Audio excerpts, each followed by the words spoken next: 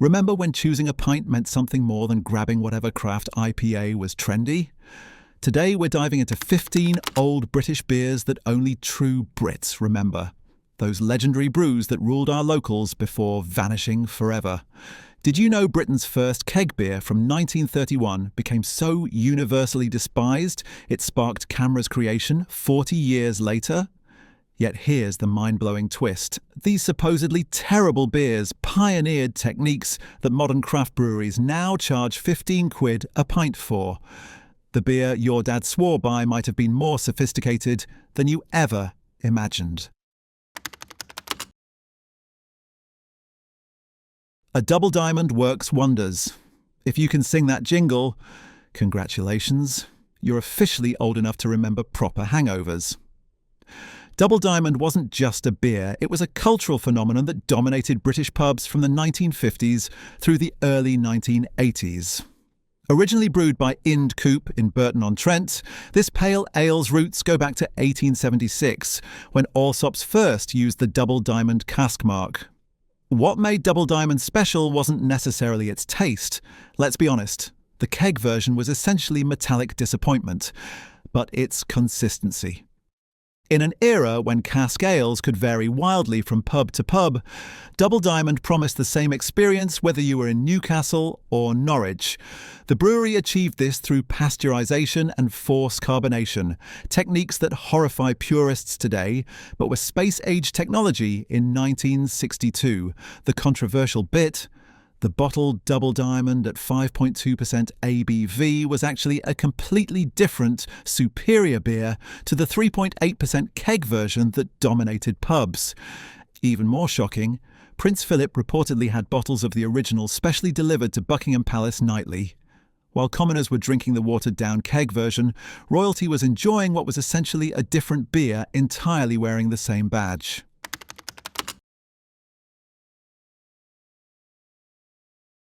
Whitbread Trophy Bitter was the Toyota Corolla of British beers. Utterly reliable, completely forgettable, yet somehow everywhere. Launched in 1972, Trophy became Whitbread's attempt at a national brand, though in reality it was 20 different beers masquerading as one. Each regional brewery they'd taken over simply renamed their ordinary bitter Trophy and carried on as before. The genius of Trophy was its calculated mediocrity. With a modest 3.6% ABV and the personality of beige wallpaper, Trophy achieved the impossible, being simultaneously present in thousands of pubs while nobody could actually remember what it tasted like. This wasn't incompetence, it was strategy.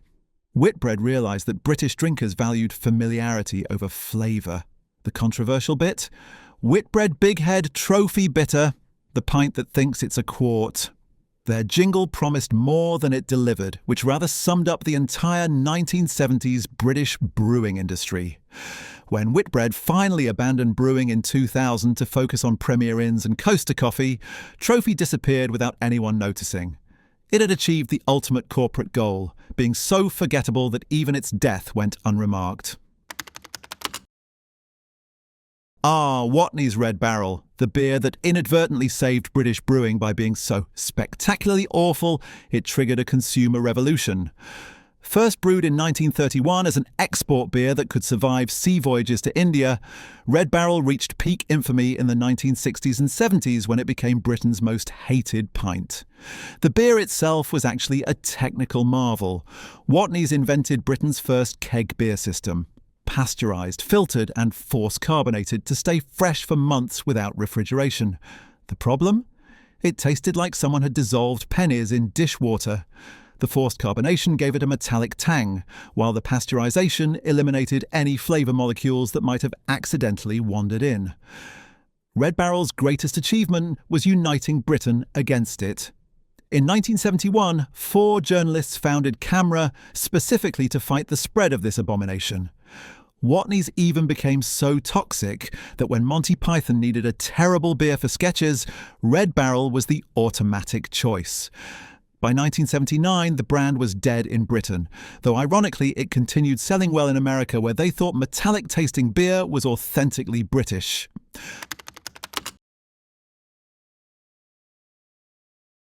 Before Skol became a Brazilian party beer, it was Britain's attempt at creating a continental lager for people whose idea of abroad was a caravan in Wales.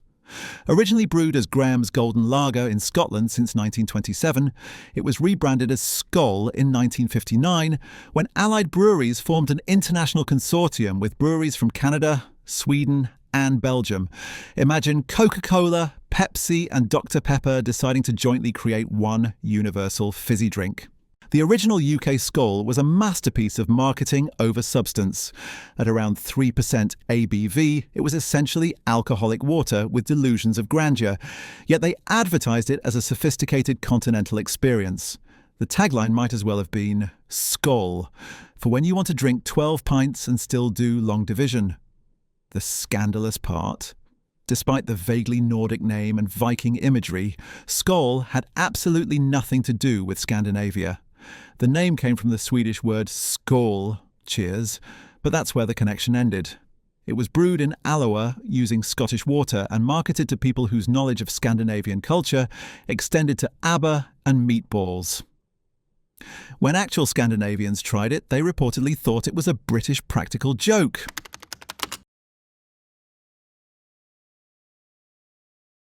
Now, time for that second hook I promised. Did you know that one of these beers was specifically marketed to pregnant women and nursing mothers? Keep watching to find out which one, but first, don't forget to like this video if you're enjoying this trip down memory lane. Courage Light Ale was the beer equivalent of a sensible cardigan, practical, inoffensive, and beloved by your nan. Produced from the 1930s through the early 1990s, this 2.7% ABV brew occupied a unique niche in British drinking culture as the acceptable face of daytime drinking. What made light ale fascinating was its social function.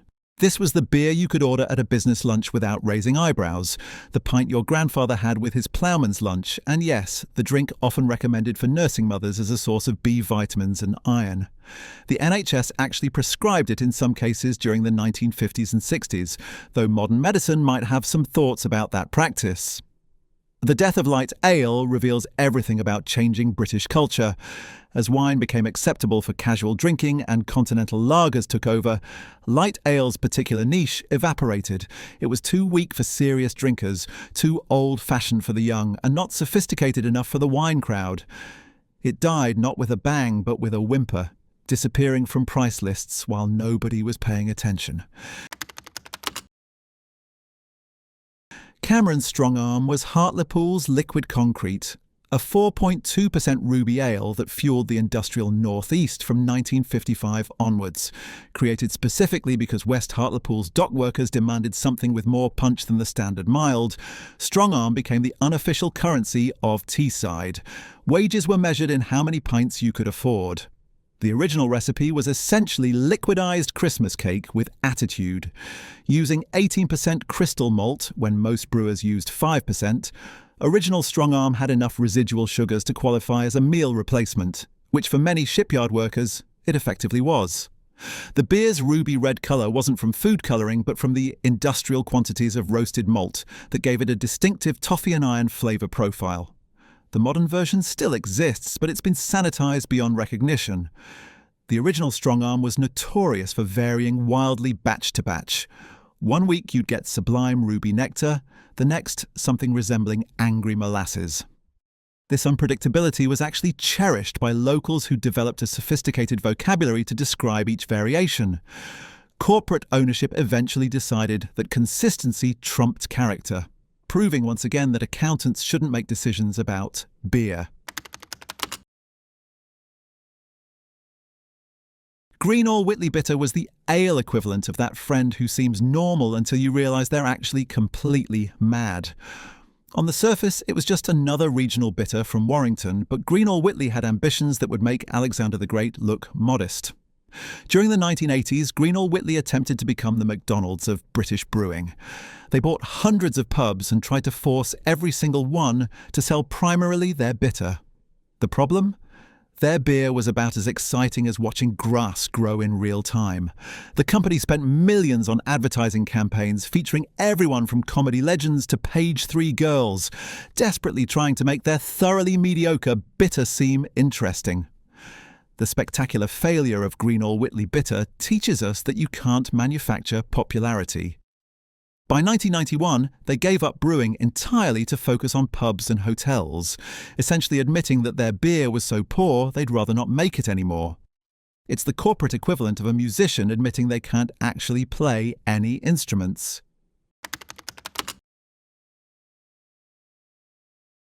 The original Truman's Pale Ale was East London royalty, brewed in Brick Lane from 1666 until the brewery's closure in 1989. This wasn't just beer, it was liquid history, supposedly using a yeast strain that survived both the Great Fire of London and the Blitz.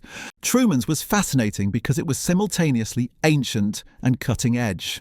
They pioneered refrigeration in the 1870s and bottle conditioning techniques still used by craft brewers today, yet steadfastly refused to change their core recipe for over 2 centuries. The original Pale Ale was a proper 5.5% Victorian bruiser that could stand up to the strongest curry Brick Lane could throw at it. The tragedy of Truman's is that it was murdered by property prices. As East London gentrified in the 1980s, the brewery's vast Brick Lane site became worth more as luxury flats than as a working brewery. Grand Metropolitan bought them in 1989, immediately closed the brewery and flogged the land for development. Today, tech workers pay £3,000 a month to live in authentic industrial conversions, where brewery workers once earned £3 a day.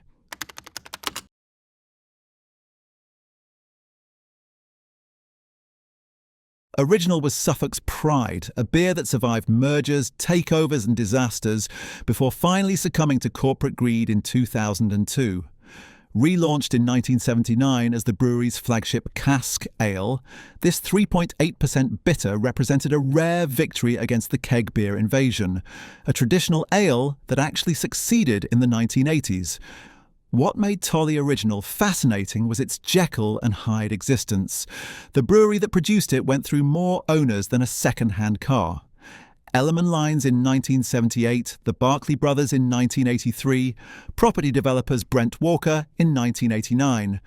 Each owner promised to preserve Suffolk's brewing heritage while secretly plotting to turn the Victorian brewery into luxury flats. The 1990 management buyout literally saved it from becoming a marina. The tragedy? When Ridley's bought Tolly Cobbold in 2002, they immediately closed the Ipswich brewery that had been operating since 1746. Green King then bought Ridley's in 2005, completing the corporate cannibalism. The Grade 2 listed brewery still stands empty today, a 260-year-old monument to how British regional brewing was systematically destroyed by accountants who knew the price of everything and the value of nothing.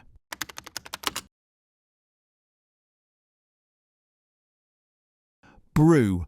10 was Bass Charrington's 1960s attempt to create the beer of the future, which apparently meant it should taste like the future had given up entirely. This 3.8% oddity was designed using an IBM mainframe computer. Yes, they literally used a room-sized calculator to create disappointment you could drink. The computer determined that the perfect beer should have exactly 10 flavour components, hence the name, mathematically balanced to achieve maximum inoffensiveness. The result was a beer so precisely mediocre that it became the scientific benchmark for blandness. Professional tasters described it as technically perfect and utterly soulless, which might be the most damning review ever given to anything. The delicious irony. Brew 10's computer-designed recipe accidentally created several compounds that modern craft brewers now deliberately cultivate for complexity. Bass Charrington had stumbled onto molecular gastronomy decades before Heston Blumenthal made it trendy, but marketed it to people who just wanted to get pleasantly drunk while watching Match of the Day.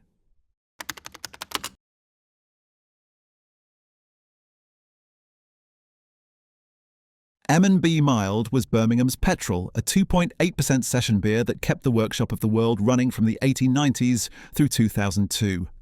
This wasn't just a beer, it was industrial lubricant for human machinery, specifically designed to be drunk in volume without completely incapacitating the workforce.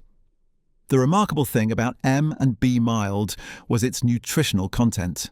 With more B vitamins than modern energy drinks and enough residual sugars to qualify as a sports recovery drink, it was essentially Victorian Red Bull that got you slightly tipsy.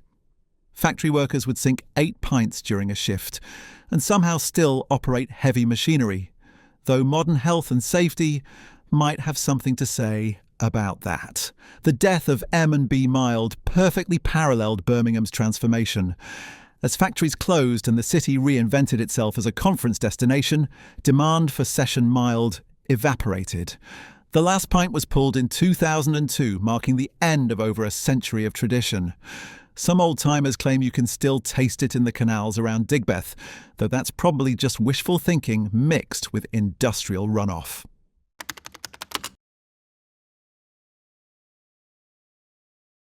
John Courage Amber Ale was meant to be Courage Brewery's answer to Newcastle Brown, but ended up being more like Newcastle Brown's awkward cousin, who tells inappropriate jokes at weddings.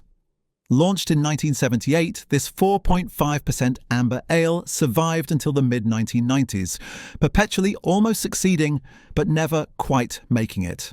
What made amber ale interesting was its complete identity crisis. It couldn't decide if it was a bitter, a mild, or a brown ale, so it tried to be all three simultaneously.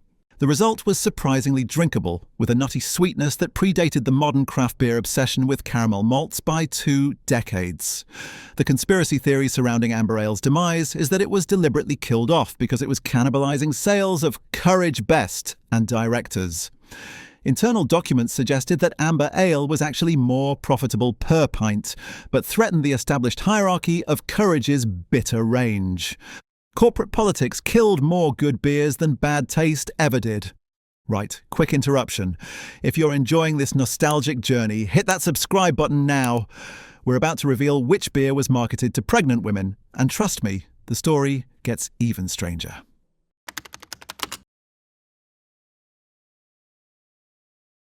Lorimer's Best Scotch was Scotland's answer to English bitter, except it was actually Belgian. Yes, you read that correctly. This traditional Scottish ale was brewed under licence by Whitbread using a recipe from Artois of stellar fame, marketed to Scots who wanted to drink something patriotic that wasn't heavy or whiskey.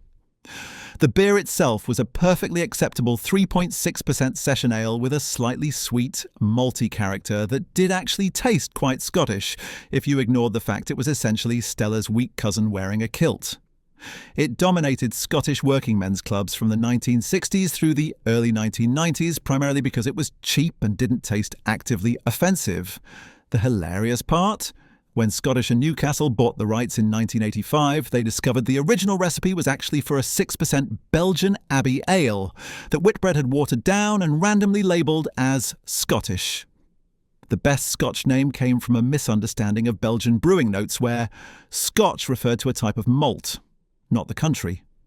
Nobody questioned this for 25 years.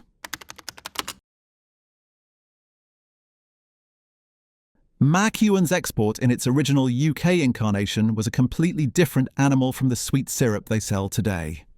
The original, brewed in Edinburgh from 1856 until the brewery's closure in 2004, was a fearsome 4.5% that could strip varnish and warm you through a Highland winter.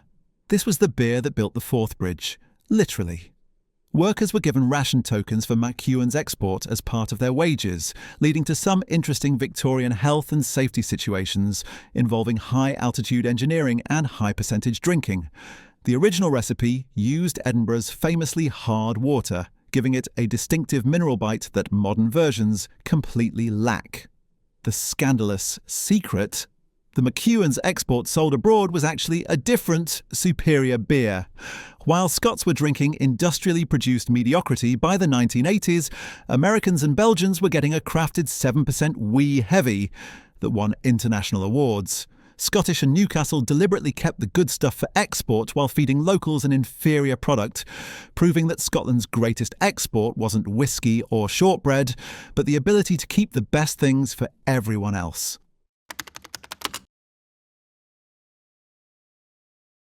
And finally, King & Barnes Sussex Bitter. The beer that proved dignity was worth more than money. Brewed in Horsham from around 1800 until 2000, this was one of the last truly independent regional breweries, representing 2 centuries of unbroken tradition. King and Barnes Sussex Bitter was everything modern craft beer claims to be. Local ingredients, traditional methods, and a bloody-minded commitment to quality. Their 4.2% bitter used only Sussex hops and malt, employed local workers, and sponsored everything from cricket teams to flower shows. It was community brewing before anyone coined the term. The brewery's closure in 2000 wasn't due to poor sales or bad beer. Hall and Woodhouse offered them a fortune for the brand and recipes, and the shareholders accepted. The brewery was demolished for housing, the recipes transferred to Dorset, and within months the Sussex Bitter was being brewed 90 miles from Sussex. At least Bill King, a family member, started his own microbrewery in Horsham, keeping some tradition alive, though the original King and Barnes died, as so many British institutions do, sold to the highest bidder. The twist about the pregnancy beer? It was actually Courage Light Ale, marketed to expectant and nursing mothers as a healthy tonic throughout the 1950s and 60s. The brewery even produced pamphlets for maternity wards explaining the nutritional benefits of daily light ale consumption during pregnancy. Different times indeed, so there we have it. 15 forgotten pints that tell Britain's story through beer. Most deserved to die, but their awfulness sparked revolution. Without Watney's Red Barrel, no camera. Without Brew 10's blandness, no craft beer renaissance. These liquid disasters walked through mediocrity so modern brewing could run towards excellence. If you enjoyed this nostalgic journey, smash that subscribe button and ring the notification bell. We've got forgotten British chocolate bars, discontinued crisps, and those legendary pickled eggs coming next.